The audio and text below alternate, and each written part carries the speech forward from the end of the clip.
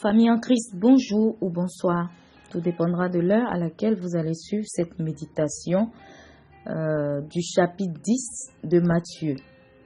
Nous allons commencer par prier et confier ce moment à Dieu notre Père. Abba Père, nous te rendons toute la gloire, nous élevons ton nom pour ce moment que tu nous permets. Nous invitons ton esprit afin qu'il vienne prendre le contrôle et qu'il vienne nous parler à la lumière de ta parole. Au nom puissant de Jésus-Christ, Amen. Alors donc, nous allons commencer par lire le chapitre comme nous avons l'habitude de le faire. Alors, je commence la lecture. Donc, Matthieu chapitre 10. Jésus appela ses 12 disciples et leur donna l'autorité de chasser les esprits mauvais et de guérir toute maladie et toute infirmité. Voici les noms des 12 apôtres. D'abord, Simon appelé Pierre, puis André son frère, Jacques, fils de Zébédée, et Jean son frère, Philippe et Barthélemy, Thomas et Matthieu, le collecteur d'impôts, Jacques, le fils d'Alphée, et Thaddée, Simon le zélé et Judas Iscariote, celui qui a trahi Jésus. Ce sont ces 12 hommes que Jésus envoya, après leur avoir fait les recommandations suivantes. N'allez pas dans les contrées étrangères et n'entrez pas dans les villes de la Samarie. Rendez-vous plutôt auprès des brebis perdues du peuple d'Israël. En chemin, annoncez que le royaume des cieux est proche. Guérissez les malades, ressuscitez les morts et rendez purs les lépreux, expulsez les démons. Vous avez reçu gratuitement, donnez gratuitement. Ne mettez dans vos bourses ni or, ni argent, ni pièces de cuivre. N'emportez pour le voyage ni sac, ni tunique de rechange, ni sandales, ni bâton, car l'ouvrier mérite sa nourriture. Chaque fois que vous arriverez dans une ville ou un village, cherchez quelqu'un qui soit respectable et restez chez lui jusqu'à votre départ de la localité. En entrant dans la maison, saluez ses occupants. S'ils en sont dignes, que la paix que vous leur souhaiterez repose sur eux. Sinon, qu'elle vous revienne. Si dans une maison ou dans une ville, on ne veut pas vous recevoir ni écouter vos paroles, quittez la maison ou la ville en secouant la poussière de vos pieds. Vraiment, je vous l'assure, au jour du jugement, les villes de Sodome et Gomorrhe seront traitées avec moins de rigueur que les habitants de ces lieux-là. Voici moi, je vous envoie comme des brebis au milieu des loups. Soyez prudents comme des serpents et innocents comme des colombes. Soyez sur vos gardes, car on vous traduira devant les tribunaux des Juifs et l'on vous fera fouetter dans leurs synagogues. On vous forcera à comparaître devant des gouverneurs et des rois à cause de moi pour leur apporter un témoignage, ainsi qu'aux non-juifs. Lorsqu'on vous livrera aux autorités, ne vous inquiétez ni du contenu ni de la forme de ce que vous direz, car cela vous sera donné au moment même. En effet, ce n'est pas vous qui parlerez, ce sera l'Esprit de votre Père qui parlera par votre bouche. Le frère livrera son propre frère pour le faire condamner à mort, et le père livrera son enfant. Des enfants se dresseront contre leurs parents, et ils les feront mettre à mort. Tout le monde vous haïra à cause de moi, mais celui qui tiendra bon jusqu'au bout sera sauvé. Si l'on vous persécute dans une ville, fuyez dans une autre. Vraiment, je vous l'assure, vous n'achèverez pas le tour des villes d'Israël avant que le Fils de l'homme revienne.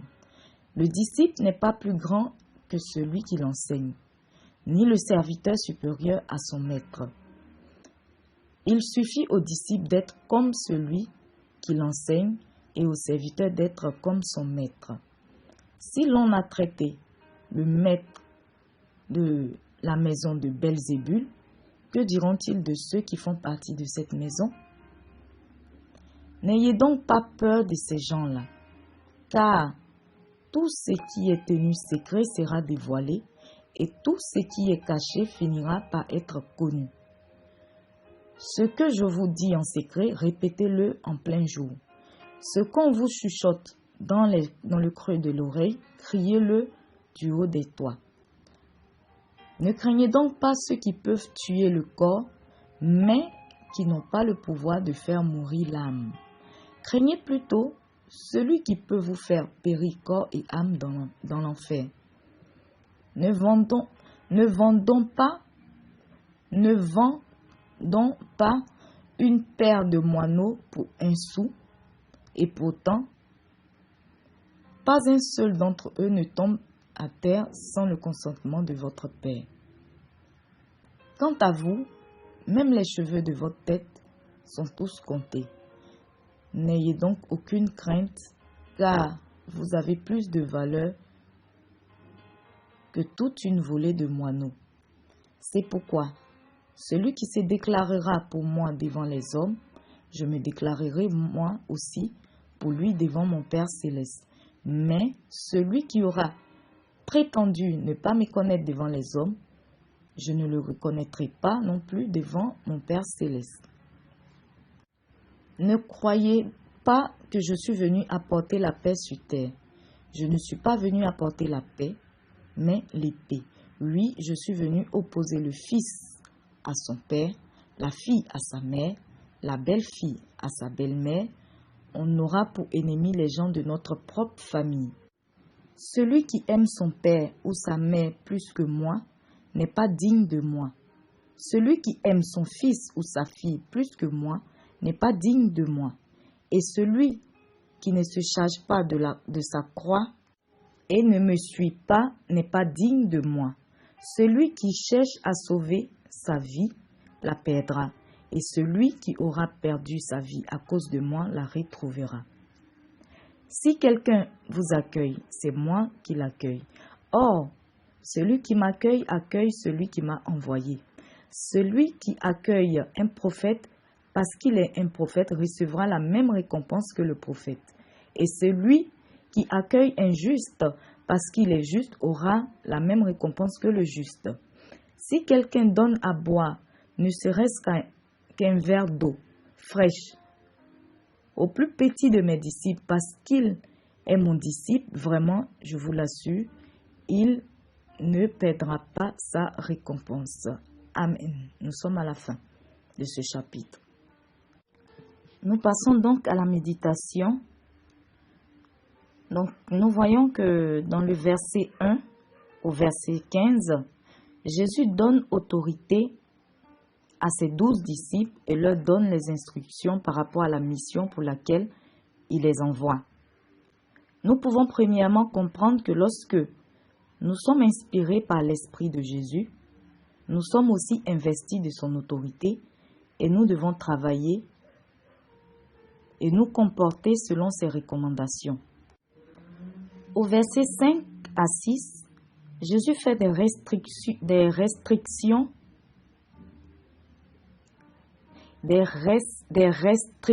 voilà. Donc, je répète, au verset 5 et 6, Jésus fait des restrictions, c'est-à-dire des interdictions, voilà. Donc, sur les villes où l'évangile doit être annoncé et ne doit pas être annoncé à cette époque-là. Pourtant, le même Jésus, avant son ascension, n'a plus fait cette restriction, en fait.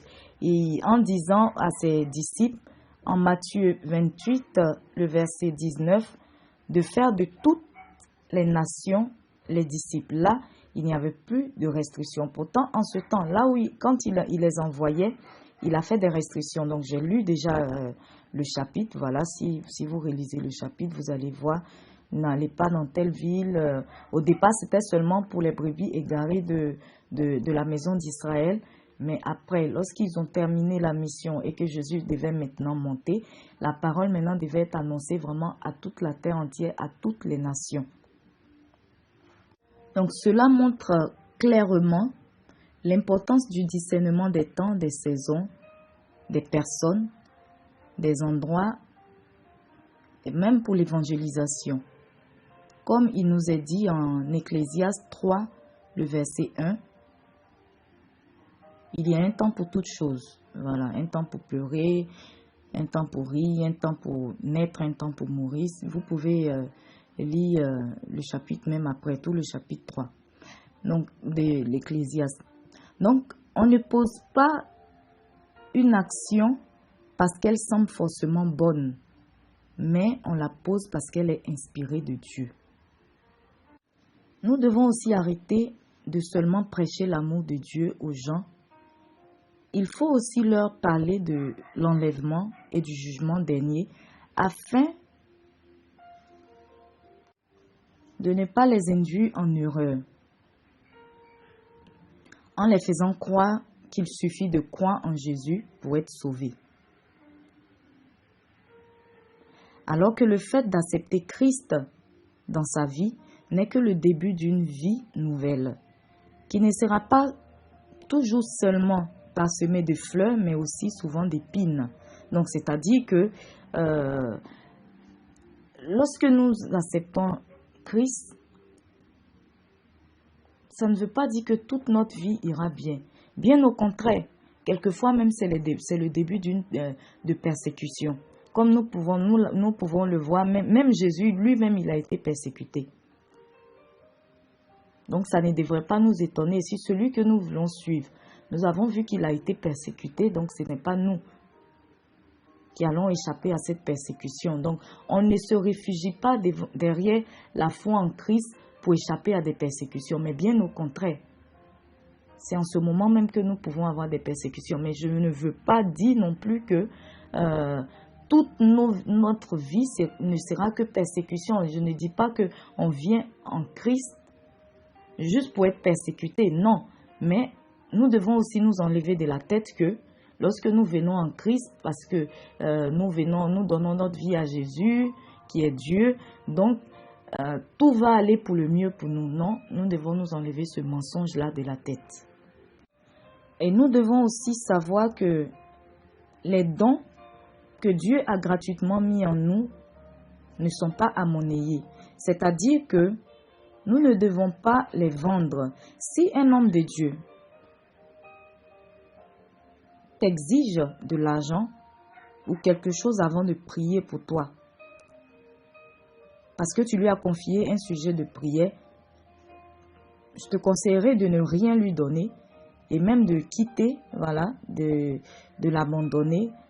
Car même si tu achetais cette prière, c'est-à-dire si tu donnais l'argent et que tu avais ce que tu voulais, que ta prière était exaucée, voilà, ce ne serait pas sûr que cela vienne de Dieu parce que Dieu n'agit pas ainsi. Et cet homme de Dieu-là, en quoi est-ce qu'il serait différent du marabout chez qui certaines personnes vont et le marabout qui demande une certaine somme, qui demande des sacrifices pour pouvoir réaliser ce que la personne la demande de cette personne-là. 1 Pierre 4, le verset 10, nous invite à mettre nos dons au service des autres et non pas de le leur vendre. Par contre, voilà, je prends le revers de la médaille. Donc, par contre, il ne faut pas non plus être avare ni de mauvaise foi. Il faut être reconnaissant à ce que Dieu fait pour nous d'une manière ou d'une autre. Donc, Deutéronome 16, le verset 16, nous commande de ne pas aller dans la présence de Dieu les mains vides. Cependant, nous n'avons même pas à attendre que Dieu exauce une prière avant de lui être reconnaissant. Nous devons contribuer à l'œuvre de Dieu selon ce que notre cœur ressent. Et nous ne devons pas faire cela avec contrainte, ni colère, ni regret. Mais nous devons faire cela avec joie, comme nous le dit 2 Corinthiens 9, le verset 7. Et aussi Proverbe 3, verset 9, nous demande d'honorer l'Éternel avec nos biens et avec les premiers de nos produits. Nous devons savoir que nos églises ont des charges auxquelles elles doivent subvenir grâce à nos dîmes et nos offrandes. Nous pouvons voir le verset phare que nous connaissons tous, Malachie 3, le verset 10. Donc, pour les serviteurs qui travaillent effectivement pour Dieu, Dieu disposera des cœurs pour soutenir le ministère qu'il leur a confié. Le verset 11 nous montre l'importance de la sélection des personnes avec qui l'on doit s'afficher ou pas et avec qui l'on peut s'associer ou non. On ne force pas non plus une personne à accepter l'évangile. Celle qui l'accepte, elle sera sauvée. Celle qui ne l'accepte pas, elle sera condamnée. Comme nous le dit Marc 16, 16. Donc du verset 16 au verset 25, Jésus nous parle des difficultés de la mission pour le suivre. Le monde dans lequel nous devons évangéliser est généralement hostile. Et c'est la raison pour laquelle nous devons être prudents pour toutes choses, en tout temps et en tout lieu, mais aussi avoir des cœurs purs malgré les circonstances. Jésus nous rassure que malgré les situations, son esprit sera toujours avec nous et c'est lui qui agira pour nous. Lorsque nous donnons notre vie à Jésus, les hostilités pour certains commencent dans leur famille, leur communauté, dans leur entourage. Dans certaines familles et communautés, une personne qui se convertit au christianisme est reniée, rejetée, même quelquefois mise à mort.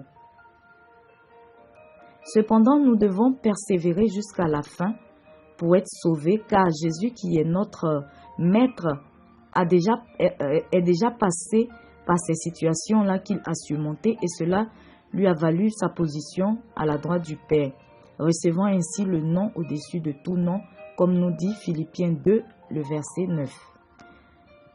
Nous ne devons pas craindre ceux qui persécutent. Nous ne devons pas craindre ceux qui nous persécutent, car la vérité doit être proclamée.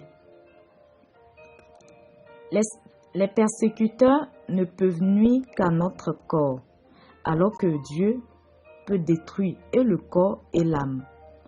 Alors, il est préférable de plutôt craindre Dieu que les hommes, car cela ne servira à rien de sauver son corps pour qu'ensuite son âme périsse en enfer, nous dit Marc 8, le verset 36. Jésus ne reconnaîtra pas devant son Père ceux qui vont le régner. Il ne reconnaîtra que ceux qui l'auront reconnu devant les hommes. Mais ceux qui l'ont rejeté devant les hommes, ils seront aussi rejetés devant le Père. Nous passons au verset 37 à 39.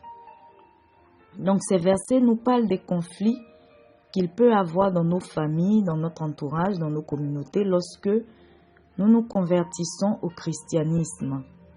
Mais notre foi en Christ doit être même plus importante que nos vies, car après la mort du corps, l'âme vivra éternellement. Les versets 40 à 42 nous invitent à bien traiter et à prendre soin des serviteurs de Dieu, car en agissant ainsi, c'est envers Dieu que nous agissons. Nous sommes donc à la fin de cette méditation. J'espère qu'elle aura profité à quelqu'un. Si c'est le cas, je t'invite à la partager aussi. Certainement qu'elle pourra aussi profiter à une autre personne. Alors, donc, merci d'être resté jusqu'à la fin. Et que le Seigneur continue de nous éclairer et qu'il nous bénisse. Amen.